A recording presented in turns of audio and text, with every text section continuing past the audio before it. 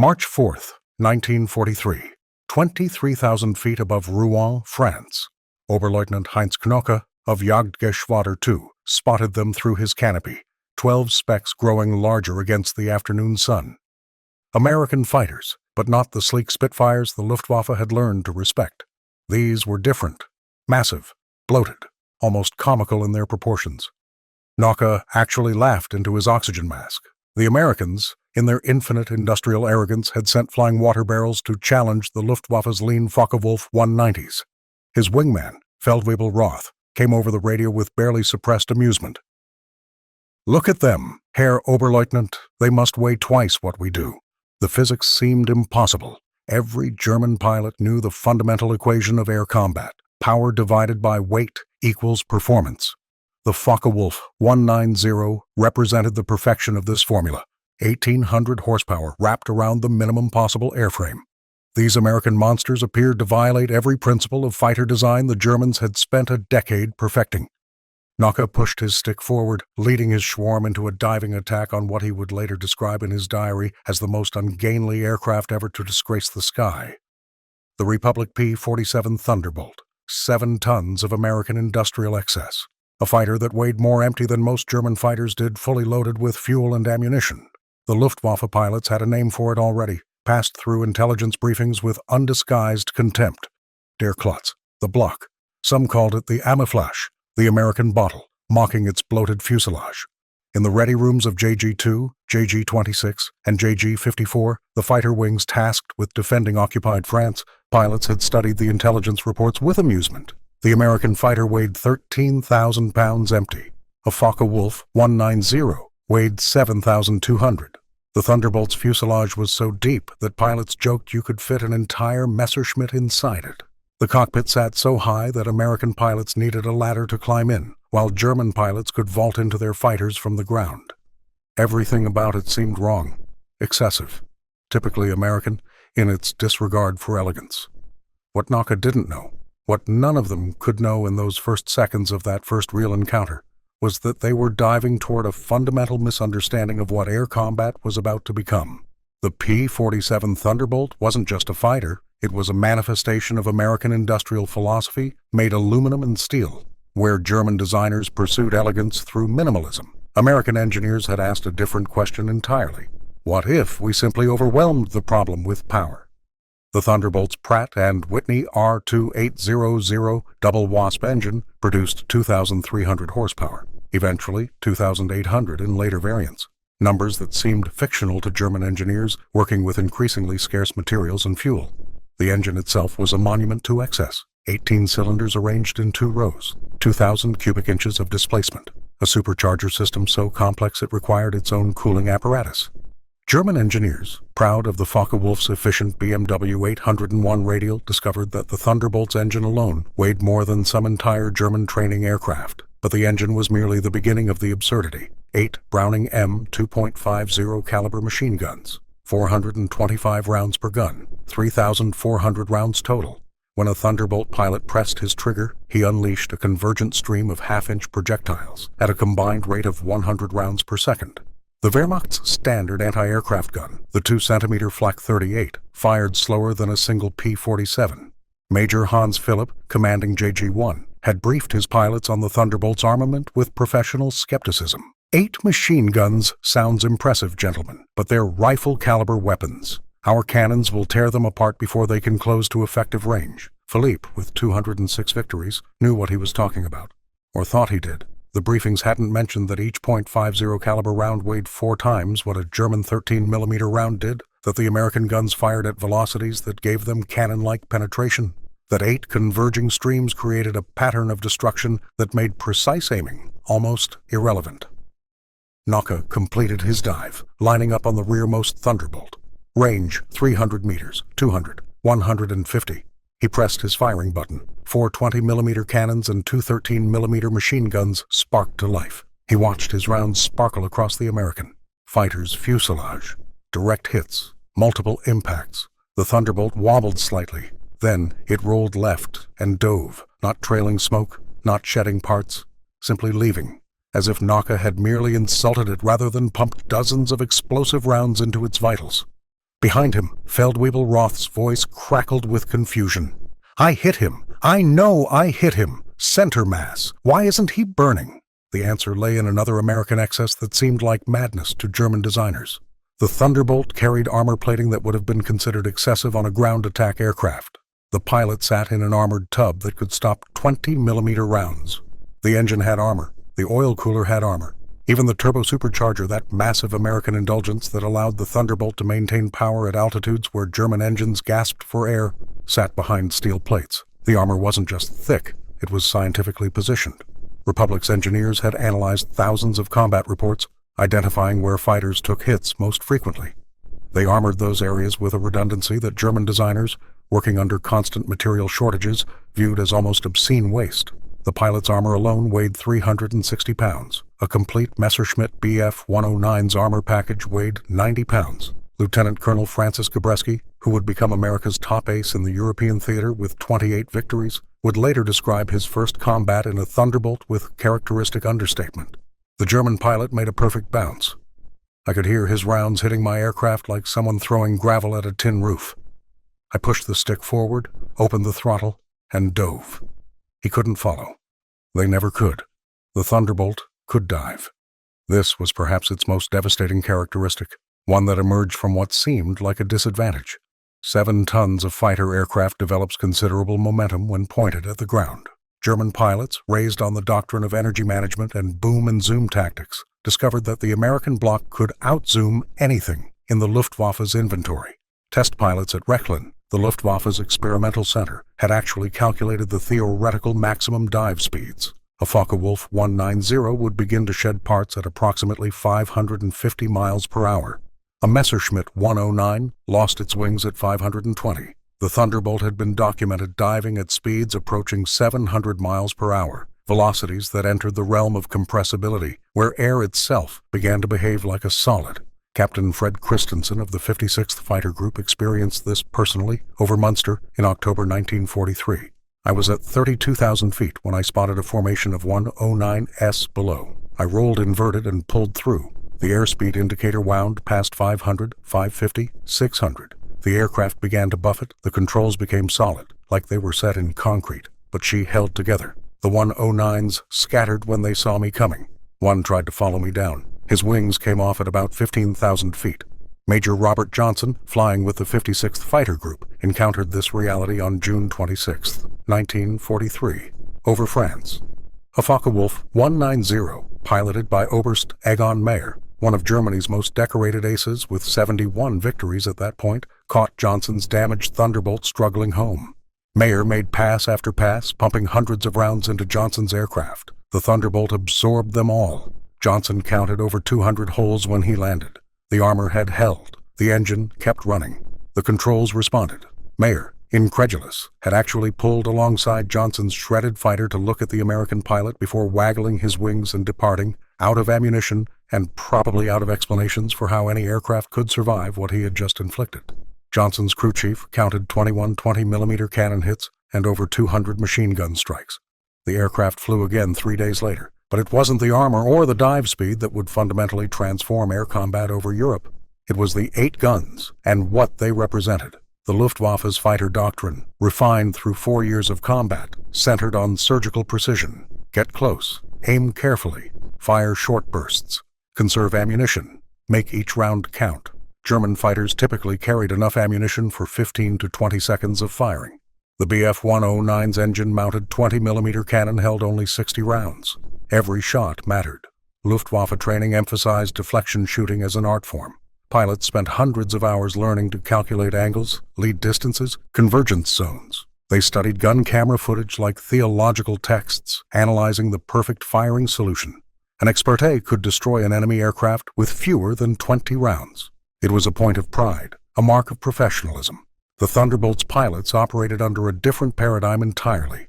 With 30 seconds of ammunition and 8 guns throwing a pattern of lead the size of a tennis court at convergence range, precision became almost secondary to volume. American pilots were taught to fire long bursts, to fill the air with lead, to turn deflection shooting from an art into a probability equation. The training manual for the 8th Air Force stated it bluntly. You have more ammunition than you can possibly use in one engagement. Use it liberally. Don't try to save rounds for the next enemy fighter. There might not be a next enemy fighter if you use enough rounds on this one. Captain Don Gentile of the 4th Fighter Group described the technique with brutal simplicity. You didn't aim at where the enemy was. You aimed at a piece of sky and filled it with bullets. Then you flew him through it. The German pilots called it gangster tactics, spraying ammunition like Chicago mobsters. They weren't entirely wrong. The Americans had industrialized air combat, turned it from a duel into a manufacturing process. The Thunderbolt was a flying assembly line that manufactured death through volume. Lieutenant Hans Fay of JG-11, interviewed after the war, remembered his first encounter with mass Thunderbolt tactics. They didn't fight like we did. We would position carefully, one fighter covering another, taking turns to attack. The Americans all attacked at once. 8 aircraft, 64 guns, all firing simultaneously. It was like flying into a steel rain. You couldn't dodge that many bullets. You could only hope they missed. On January 11, 1944, Major Glenn Duncan led a flight of P-47s from the 353rd Fighter Group on a fighter sweep over Germany. They encountered a formation of Bf-110 twin-engine fighters near Osnabrück. Duncan's after-action report noted with typical American pragmatism: engaged 12 enemy aircraft, destroyed 9, expended approximately 18,000 rounds. The mathematics were inescapable. Each Thunderbolt carried enough ammunition to destroy an entire staffel if the pilot could keep his sight picture long enough. The Luftwaffe, already struggling with fuel shortages and pilot attrition, now faced an enemy that could miss with 90% of its shots and still destroy you with the remaining 10%. General Lieutenant Adolf Galland, inspector of fighters for the Luftwaffe, recognized the crisis immediately. In a report to Göring in March 1944, he wrote, "The American fighters operate on principles that negate our tactical advantages. They don't need to be better pilots. They merely need to point their aircraft in the general direction of ours and hold the trigger down. The probability of hits is sufficient to guarantee kills. We are not fighting pilots anymore. We are fighting statistics." The turbo supercharger added another layer to the Thunderbolt's overwhelming advantage. German pilots had trained for years to use altitude as energy, climbing to attack height, diving through enemy formations, climbing again. It was the foundation of fighter combat as they understood it. The Focke-Wulf 190's superb BMW 801 radial engine gave it excellent performance up to 20,000 feet. Above that, power dropped precipitously. The Messerschmitt Bf 109's Daimler-Benz engine, even with its sophisticated fuel injection, struggled above 25,000 feet. The Thunderbolt's massive turbo supercharger system, all those ducts and pipes that made it look pregnant to German eyes, maintained sea-level power up to 30,000 feet. The system itself was a marvel of complexity that German engineers couldn't replicate even when they captured intact examples. The exhaust-driven turbine, manufactured by General Electric, spun at 22,000 revolutions per minute. The compressed air traveled through an intercooler system that dropped its temperature by 200 degrees before entering the engine.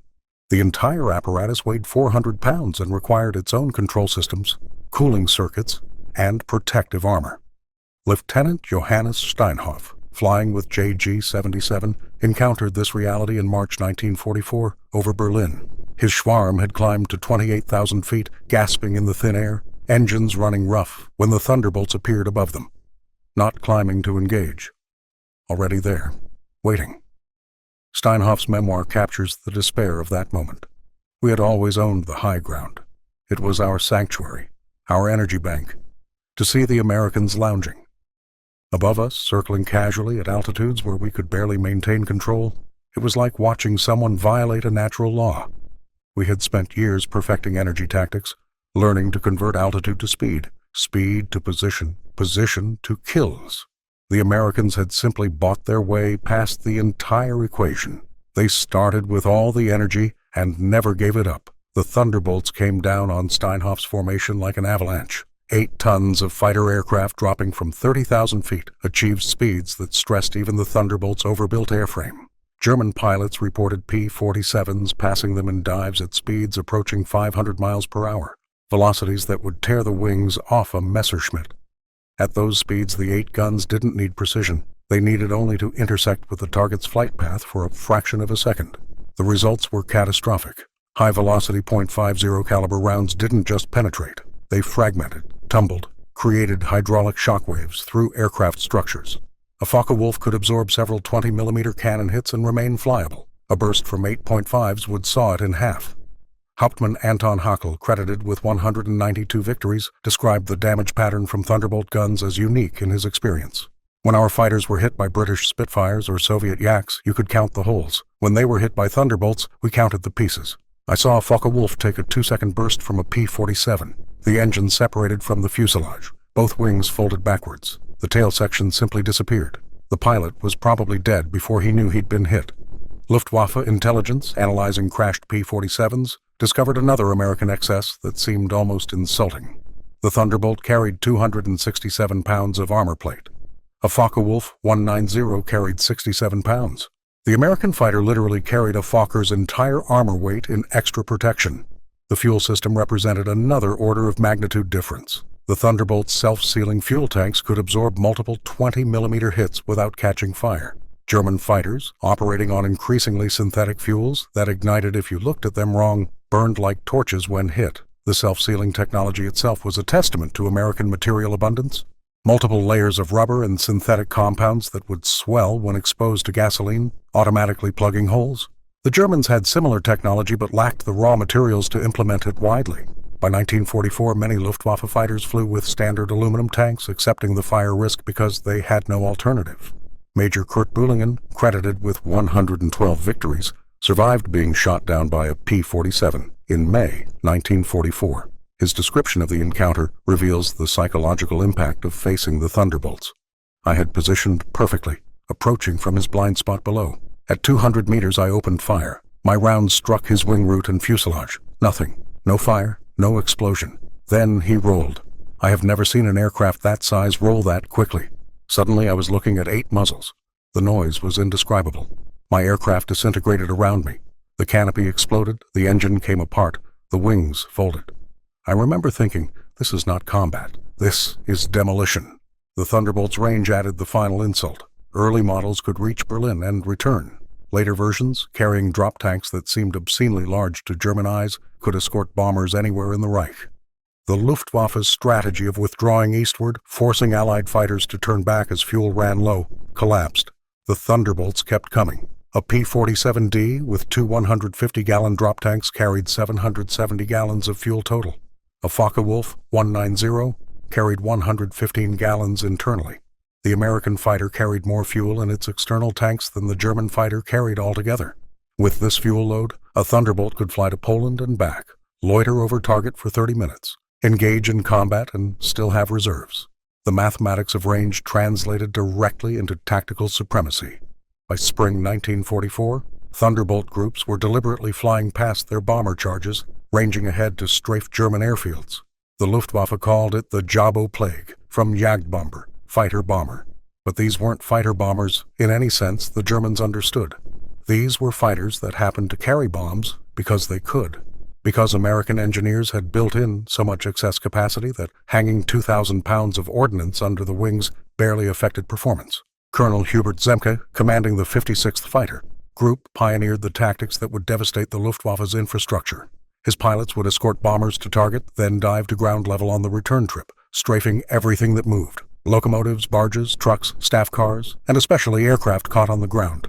A single Thunderbolt could destroy an entire squadron of parked aircraft in one pass. 8 guns, 30 seconds of ammunition, walking the rudder pedals to sweep the rounds across the flight line. Oberst Hannes Trautloft, inspector of day fighters, witnessed such an attack at Wiesbaden in April 1944. 16 Thunderbolts appeared without warning, approaching at treetop height. We had 43 aircraft parked on the field, fully fueled and armed for the afternoon mission. In less than 2 minutes, 39 were destroyed or severely damaged. Each Thunderbolt made just one pass. They didn't need a second. The psychological impact transcended the physical destruction. Luftwaffe pilots who had ruled European skies since 1940 found themselves hiding in slit trenches while American fighters demolished their aircraft. The hunter had become the hunted, and the hunting was relentless. Lieutenant Hans Fay of JG-11 described encountering P-47s carrying bombs near Frankfurt in April 1944. We saw them, 8 Thunderbolts, each carrying 2 large bombs. Easy targets, we thought. Loaded fighter bombers can't maneuver. We dove to attack. They saw us, jettisoned their bombs, and turned into us. The engagement lasted perhaps 90 seconds. We lost 4 aircraft. They lost none. How do you fight something that treats 2,000 pounds of bombs as a minor inconvenience? They fought like they weren't carrying anything, because to them, they weren't. Their engines had so much excess power that the bombs barely mattered. The mathematics of production completed the humiliation.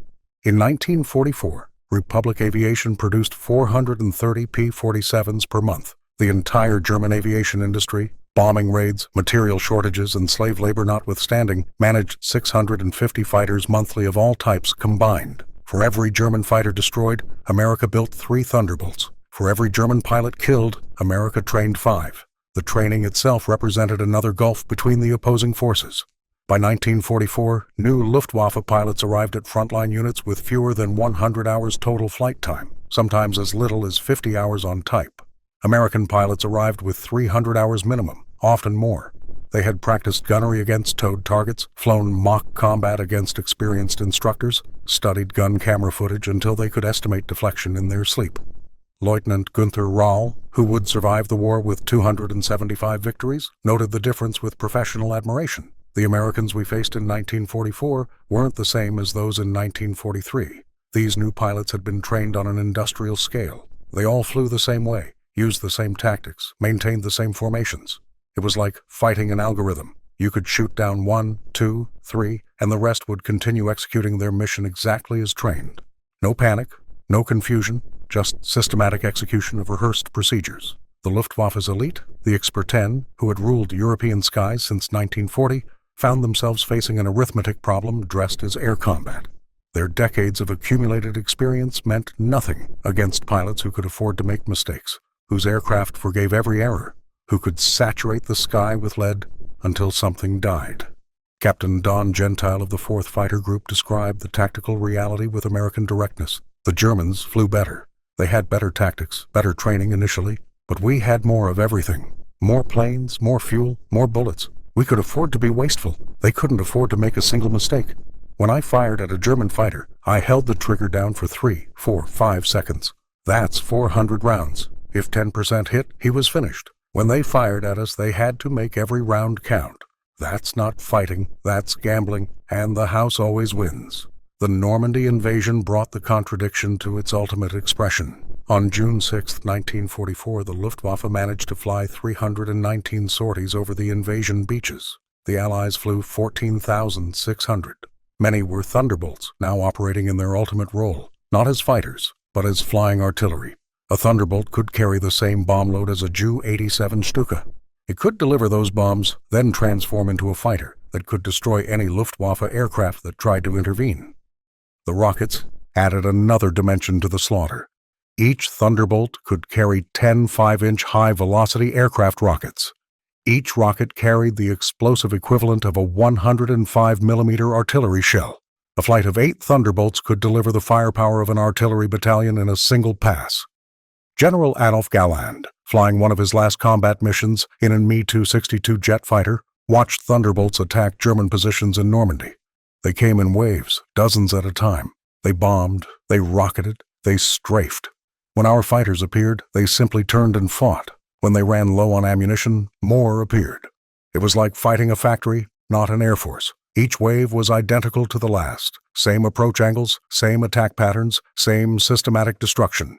They had turned close air support into an assembly line process. The psychological effect transcended mere numbers. German pilots who had spent years mastering their craft, who had survived through skill and experience, found themselves dying to American pilots with 50 hours in type. Not because the Americans flew better, but because they flew aircraft that forgave every mistake, that could absorb punishment that would destroy 3 German fighters, that could miss with 90% of their shots and still achieve a kill with sheer volume of fire. Oberfeldwebel Oskar Rahm of JG-3, interviewed after the war, captured the despair. We joked that the Americans were so rich they could afford to miss, but the joke stopped being funny when you realized it was true. They could afford to miss. They could afford to ram you if necessary. Their aircraft would probably survive. Yours wouldn't. I saw a Thunderbolt and a 109 collide head-on over Cologne. The Thunderbolt lost 3 feet of wing and flew home. The 109 ceased to exist. By September 1944, the Luftwaffe's daylight fighter force had essentially ceased to exist as an effective combat organization. Not defeated in any single climactic battle, but ground down by the arithmetic of industrial warfare. The Thunderbolt hadn't won through elegance or superior design. It had won through excess. Excessive power, excessive armor, excessive firepower, excessive range, excessive production.